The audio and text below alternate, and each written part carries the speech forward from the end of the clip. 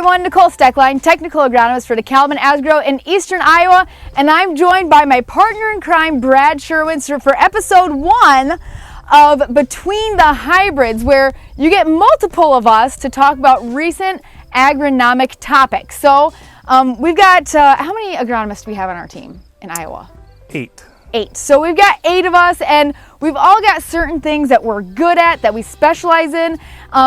I usually defer to Brad when it comes to tricky fertility topics because I consider Brad to be one of the fertility experts on our team. So I brought Brad in because we really need to be thinking about how we're going to plan for fertility in this down corn next year. So that's what we wanted to talk about.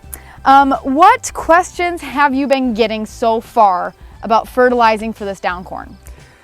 So a number of the questions or calls that I've been getting lately are around those fields that have been really severely damaged by wind, where we may not even get any crop taken off of it, but we're planning for those applications that are going to be taking place this fall. So one of the recommendations that we've been making from a fertility standpoint is to really use your APH, look at the fertilizer removal requirements for that particular yield level, and that should give you a good basis that you can go ahead and start to build a fertility application program for this fall.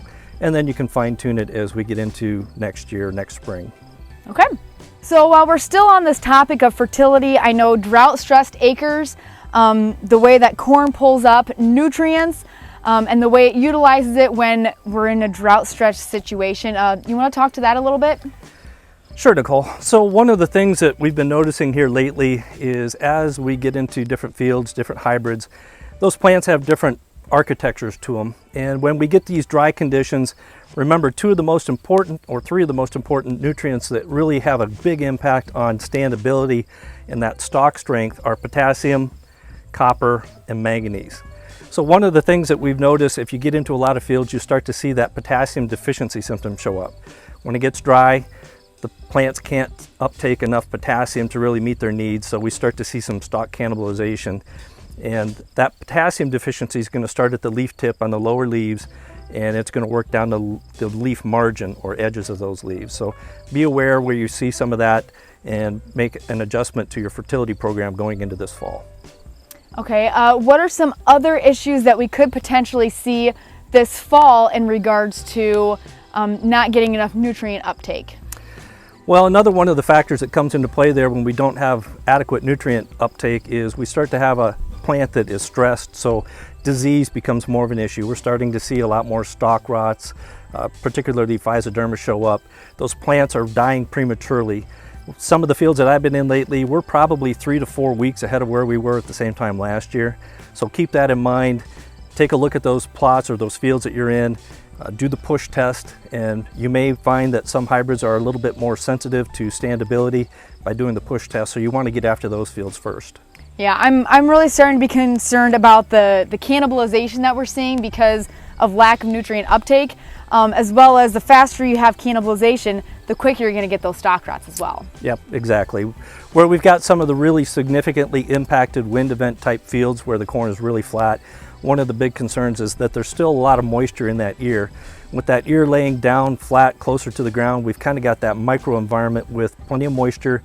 We get some heat where we could really start to see a big impact or a big increase in ear rots that could have a significant impact on grain quality come harvest time. Yep, and I think along with grain quality, it's not just test weight or black kernels, things like that, but also the presence of toxins. Yeah. So if we're looking towards who our end user is, if it's somebody like Cargill who is producing feed, dog food, things like that, or if you're feeding it as well, just the importance of realizing that fact, as well as the importance of being able to identify the different ear rots, because not all of them are going to produce toxins. Yeah, that's right. So really the two big ones we're worried about are the mycotoxins and aflatoxins that get in there if we're going to be feeding that grain.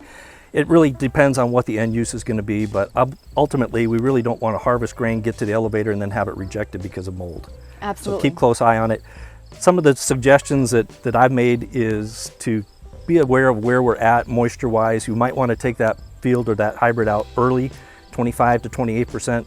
I understand we don't really want to dry it, but that's a better alternative than waiting and letting it get mold in there and then have quality related issues that we can't use it. Yeah, and you also make a great segue talking about ears on the ground. So ears close to the ground that are still attached to the plant, How about ears that are close to the ground that aren't going to come into the combine? Talking volunteer corn for next year. What are your thoughts there? So it's definitely going to be a potential for an issue. Some growers, we understand, you're kind of tied into the crop rotation. You have to have corn on corn because of livestock needs. But where we've got that really significantly impacted corn that's lying down because of the wind event, the potential for volunteer corn is going to be pretty great. So one suggestion is to work with your crop insurance agent, work with your NRCS office, but you want to try and destroy or stop the growth of that corn, that maturation process, as quickly as you can. Using a tandem disc or a shallow vertical till implement can chop that up, resize it, stop any continuation of the starch accumulation in those kernels that then could potentially germinate.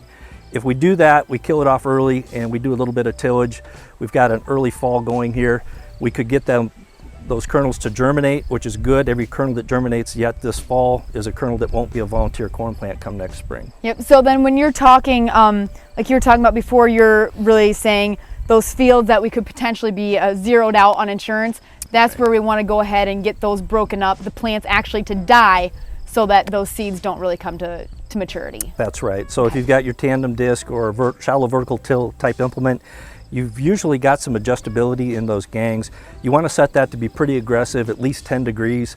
Really do a good job of chopping up those stalks, stopping that plant from growing anymore. And that'll also have an impact on nutrient availability.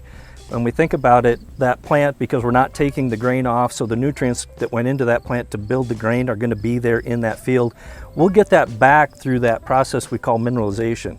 The smaller pieces we can create, the faster that organic material will break down and release those nutrients for next year.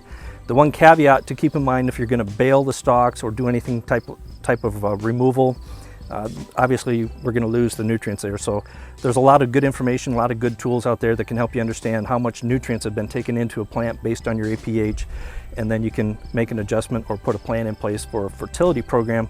The other thing I would caution everybody is keep in mind nitrogen, sulfur, boron, those are all leachable. We're in August, September timeframe. There's a long time between now and next year's crop. So make a plan accordingly, because those nutrients, they can get moved out of that root zone and may not be there in the volumes or the levels that we need. Yep. So I remember after 2000, I'm going to throw you for a loop because we didn't discuss this before.